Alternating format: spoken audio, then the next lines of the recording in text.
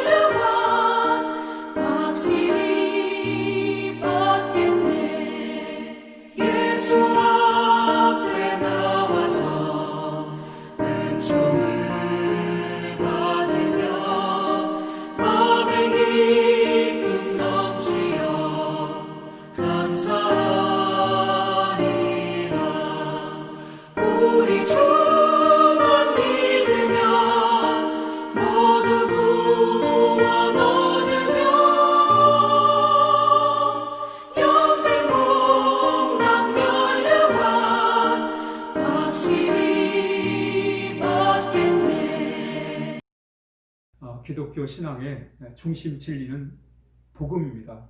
우리는 복음을 통해서 하나님을 만나고 죄 용서를 경험하고 또 하나님의 자녀가 되어가지고 우리가 살아가게 되는 것입니다.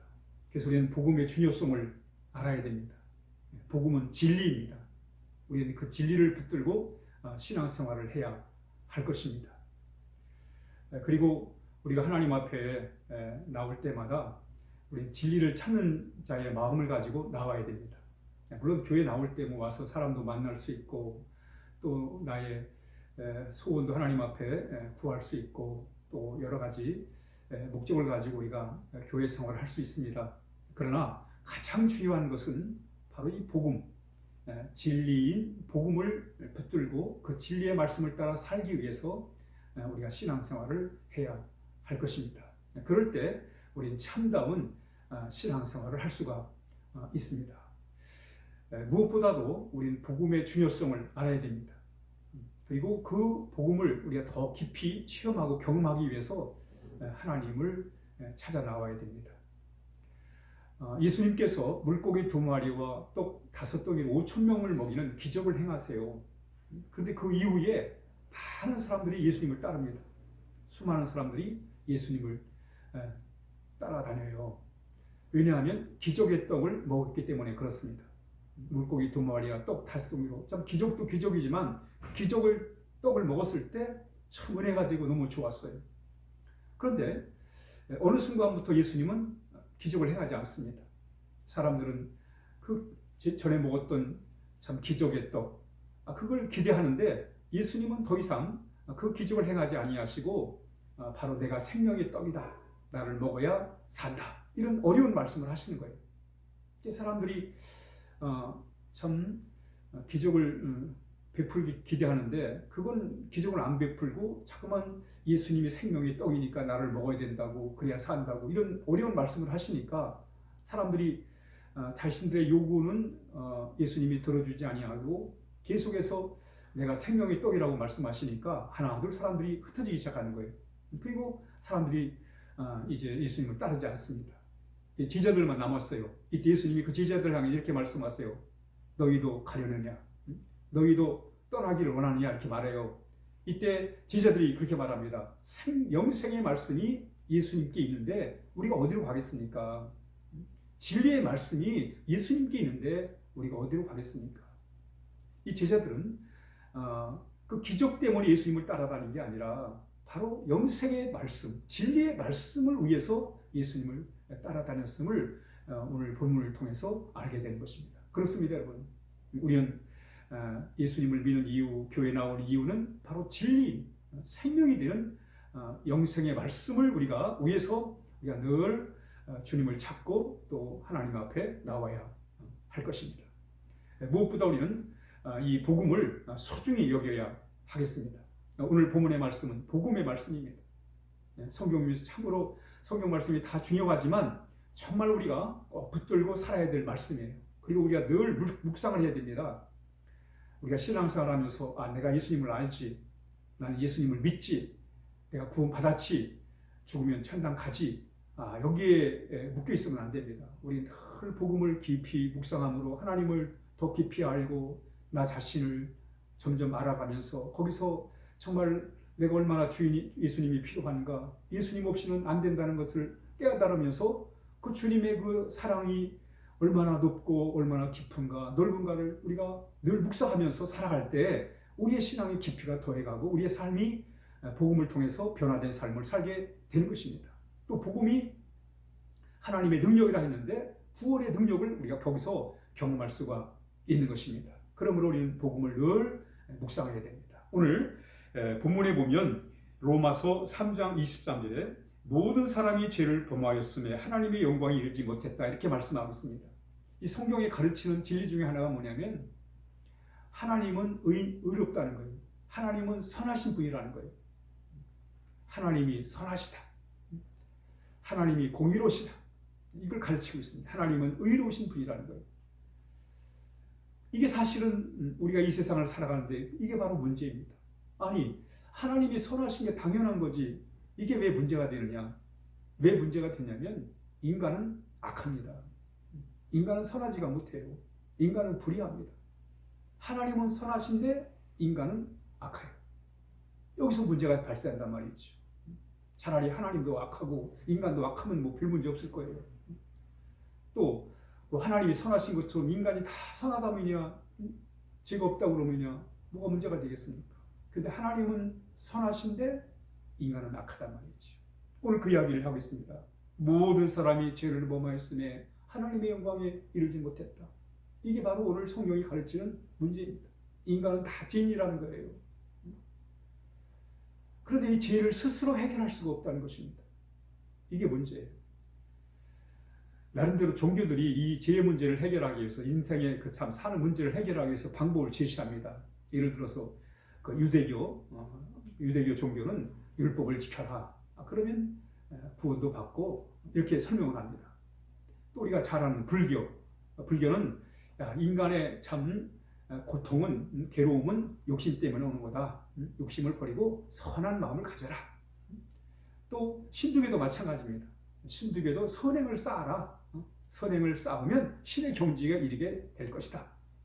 이슬람도 마찬가지입니다. 이슬람도 알라의 신을 믿고 하루에 5번씩 기도하고 그리고 성지순례도 하고 금식도 하고 선행을 많이 쌓으면 그러면 구원을 받는다는 거예요.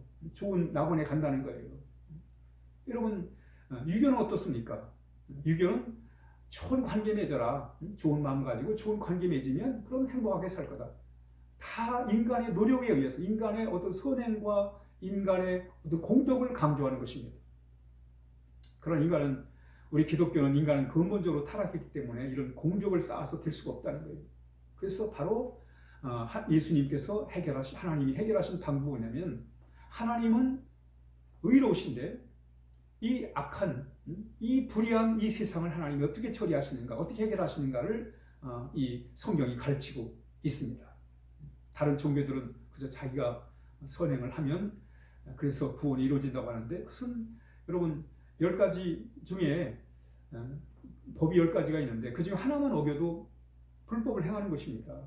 그러므로 우리는 인간의 노력으로 인간의 행위로 스스로 구원을 얻을 수가 없습니다. 선행으로 안 되는 거예요. 내가 100가지를 99가지를 잘해도 한 가지 잘못하면 그러면 구원을 얻을 수가 없는 것입니다. 그러므로 하나님께서 이 의로우신 하나님이 인간의 악함을 해결하는 방법이 뭐냐면 우리 예수님을 통해서 해결하신 거예요. 그 방법이 뭡니까? 로마서 3장 25절에 이 예수를 하나님이 그의 피로써 믿음으로 말미암는 화목제물로 세우셨으니 이는 하나님께서 길이 참으시는 중에 전에 지은 죄를 간구하심으로 자기 의로우심을 나타내려 하심이라 했습니다. 바로 예수님을 통해서 이 인간의 악한 문제를 해결한다는 거예요. 죄의 문제를 해결하는 거예요. 로마서 3장 24절에 그리스도 예수 안에는 속량으로 말미암아 하나님의 은혜로 값없이 의롭다 하심을 얻은 자 되었느니라. 이게 무슨 얘기냐면 하나님은 인간의 죄와 또 악과 잘못을 용서를 하십니다. 그런데 하나님은 반드시 또 벌을 내리시는 분이세요. 죄에 대한 벌을 내리십니다. 이게 앞뒤가 안 맞잖아요. 용서를 하시면서 벌을 내린다. 근데 만약에 하나님은 벌을 내리시지 않는다 그러면 하나님은 의로우신 분이 아니에요. 이번에 미국에서 백인 경찰이 흑인을 무릎으로 목을 조여가지고 죽였습니다. 그런데 재판관이 재판하는 과정에서 나는 참 착한 사람이고 또 용서하는 사람이기 때문에 그 경찰관은 나는 용서한다. 풀어준다면 그 일반 사람들이 가만히 있겠습니까? 재판관이 벌을 받아야지요. 재판을 잘못했으니까. 마찬가지로 하나님께서는 의로우시면서 동시에 사랑의 하나님이세요. 바로 그 방법이 바로 하나님의 아들 예수님을 이 땅에 보내셔서 대신 예수님이 우리의 죄에 대하여 형벌을 대신 받으신 거예요. 그러니까 하나님이 우리를 사랑하셔서 우리의 죄와 잘못을 하나님은 우리를 용서하신 대신에 그 벌을 대신 예수님이 받으신 겁니다. 다시 말하면 옛날에 보면 이 죄인에게 사형을 내렸습니다. 사형을 받고 죽었는데 바로 우리가 죄를 지었는데 우리가 사형을 받아 우리가 죽어야 되는데 하나님이 우리 사랑하셔서 대신 하나님의 아들 예수님이 우리가 마셔야 될 그 진노의 잔, 그 사약을 대신 마시고 십자가에 죽으심으로 대신 형벌을 받으심으로 우리는 거기서 하나님이 우리를 이렇게 사랑하시는구나, 하나님이 이렇게 우리 용서하시는구나, 그러면서 이제는 그 예수님을 나를 위해 생명을 내어주신 그 예수님을 우리가 마음에 모시고 이제 우리가 그분이 우리의 생명을 주셨으니까 이제 우리의 생명이 나의 것이 아니라 우리 예수님의 것임을 믿고 우리가 나갈 때 바로 우리는 거기서 참다운 구원을 경험하게 되는 것입니다. 바로 주님의 의가 바로 우리의 의가 되는 거예요. 그래서 우리는 하나님의 자녀가 되고 우리가 참 구원받은 하나님의 백성으로 살아갈 수가 있는 것입니다. 오늘 마지막 절 26절에 이때에 자기의 의로우심을 나타내사 자기도 의로우시며 또한 예수 믿는 자를 의롭다 하려 하셨느니라 했습니다. 우리는 이제 이 놀라운 구원의 진리, 이 복음을, 이게 복음입니다. 오늘 말씀이 복음이에요.